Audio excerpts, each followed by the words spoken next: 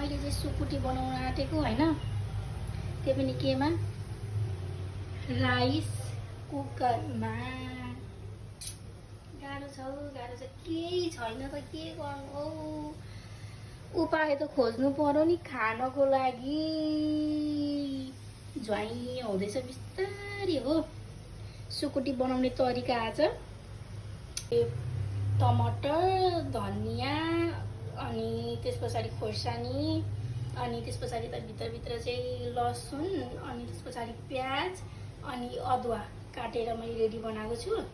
अब पिन्ने पनि छैन हैन, गाह्रो हुन्छ नि त विदेशतिर। अब खाना मन लागेको सुकुटी मम्मीले पठाइदिनु भएको थियो, अनि ट्राई गरिदिउँ भनेर नि आज राइस कुकरमा ट्राई गरिदिउँ। फर्स्ट टाइम मेरो अनुभव हो है यो, यसरी बनाउनु लागेको।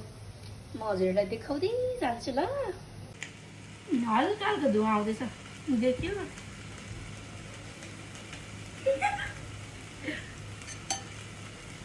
अलिकति चिरिक चिरिक हुँदैछ होइन, डक्कसँगले चलाउने होइन। अनि त्यस पछाडि एउटा पानी सुकेपछि गर्ने भनेपछि नि छाउने छैन हौ, गाह्रो छ हौ, गाह्रो।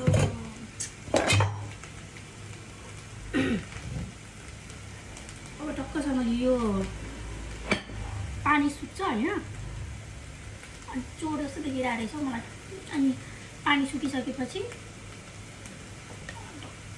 तेल माथिबाट हालिदिने, किनकि हामीले सुरुमै तेल, अब किनकि राइस कुकर त अब सामान राख्यो भने मात्रै राइस कुकर तल जान्छ, अनि मात्रै त्यो मुनि खाना बनाउन रेडी हुन्छ होइन।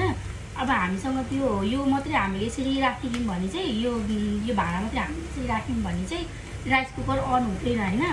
अनि त्यही भएर चाहिँ मैले यसो दिमाग लगाएँ क्या, केही दिमाग त लाउनु पऱ्यो नि त होइन। अनि फर्स्टमा मैले यो मासु हालिदिएँ, अनि त्यसरी मासु हालिदिएपछि यो सुकुटी हालिदिइसकेपछि यसको तेल सुको। अब यसमा हर्दी हालिदिएको छु, अनि त्यस पछाडि अब यो सबै हालिदिन्छु यसरी होइन।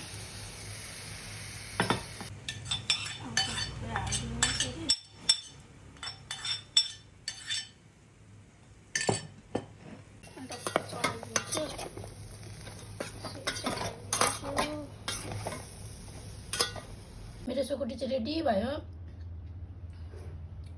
टक्कसँगले सुकुटी, टक्क भात।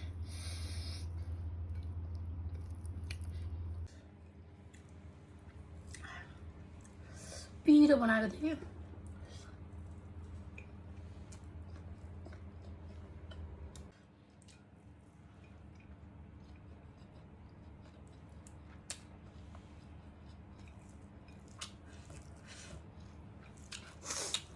फर्स्ट ट्राई पनि सक्सेस भयो।